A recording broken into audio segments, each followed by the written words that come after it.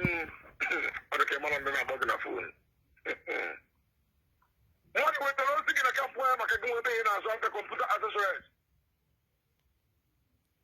Amara m onye ọ bụ ti amara m ife gị na ya na-abụ n'azụ. 32 weeks na ka anyị nọ Port Harcourt because of you. Anyị arịgo ma ebe ị ga-ebi ma ebe ị na-alala ụlọ ma ebe ị na-azụ afịa katilali. Anyị adịghịkwa ibi imere. Onye akwụrụ anyị ụgwọ 1.5 million naira ka agbagbuo gị gbaa shọpụ gị ọkịrị na-anọsiri ebe o si eri nne. Amara m onye ọ bụ ti amara m ife gị na ya na-abụ n'azụ. Mana ọ ka ị nwere kịta wee kpọọ gị na fon na ihe sekitago wee bụrụ na aka gị dị ọcha n'ife a na-ekwu maka ya. Onye ka mụ na m agbasị gị ọkpụkọta gị ma ọtụ aka kpọọ gị na fonu na ihe adị mpe ka afọ ebe ahụ onye na-azụ afịa na atụrịalị. Ị na-anị ibe m na-ekwu? Anụmanụ. Ịla ka ekwu okwu ịla ka ịza na anyị na ihe biko n'ọlụ ka a na-azọrị ya nọ bedị nyo bikọz a chịrị n'aka otu ị nọkịta. Anyị ejegide n'aka dị ọcha n'ife a na-ekwu ọmụ ọkụ ma na so ụmụazị chere ka akpọọ gị na fon bikọs ụmụazị na-ekwu okwu ebe ụzọ gbaa shọpụ gị ọkụ bifo akpọọ gị na fon. Ọmụ ọkụ ma na sa chere ka akpọọ gị na fon. Anyị adịgbu onye aka ya n'ọcha ndị a na-achụrụ ala Igbo bụ ndị alụrụ ala ndị gbara ala Igbo adọrọ mma. Mana ọ bụrụ na emesịa anyị na-agị na abịsị soro ọ bụrụ na ọnwa ebe ịchọ ka eme dị ma na ya kpụta ya mee nyenya bikọs anyị kpụtụrụ ya gaa anyị adịghị eji ivele. Ị na n'ibe m na-ekwu na Anụmanụ. ihe eti ire gị n'ọbụ ihe ejiri ibe ọ bụrụ sekuriti yosef ọ ndị gị na mekọ biznes na chi wezụga gị ndụ. Okay.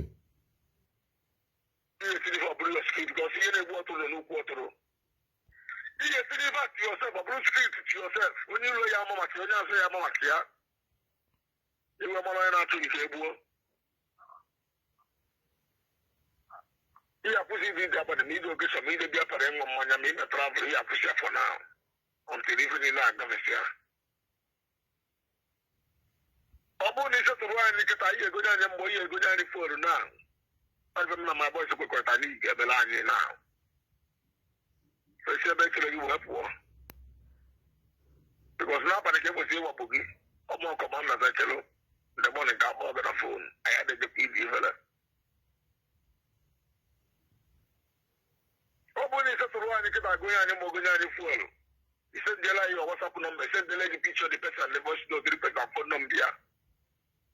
Ihe a bụ ife ga-emelu gị ịmara ife gị na ya na-abụ gị eke ịmara ife esi azụ onwe gị mana ihe etinyere gị n'ọbọ bikọs onye amata na enwere nweta gị idea ife na-eme ọ ya agbafelu. Ị na ibe m na-ekwu na Anụmanụ. Kọmanda.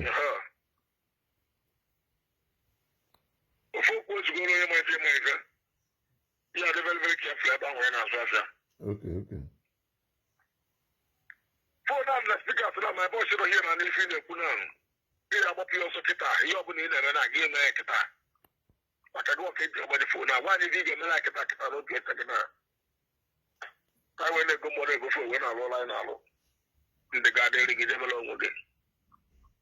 Okay, Kọmanda, ka echere m gana.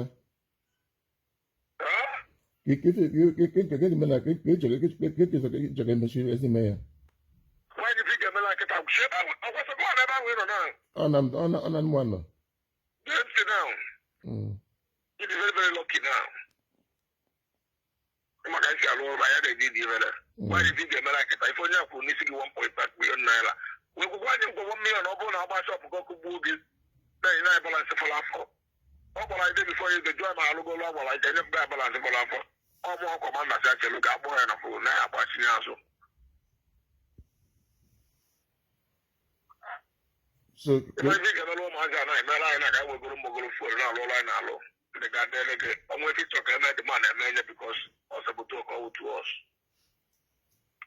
ọ na-alụ olu ezila ezi anyị ife echiche ka ọ bụrụ na aka gị dị ọcha n'ife a na-ekwu maka ya. okay, nwanne biko ka ya mgbe niile.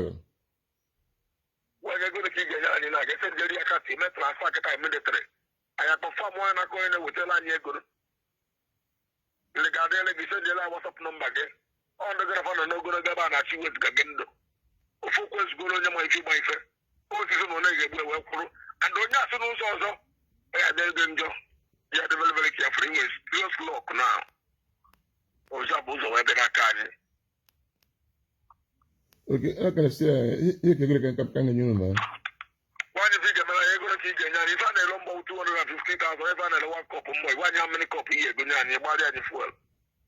Okay, like I make up as well. Oh, go away, how many cup here? If I had a cup of more 250,000, if I had a 1 cup of more, since you do it on my kind one. And I'm not going to be one day, so you're talking about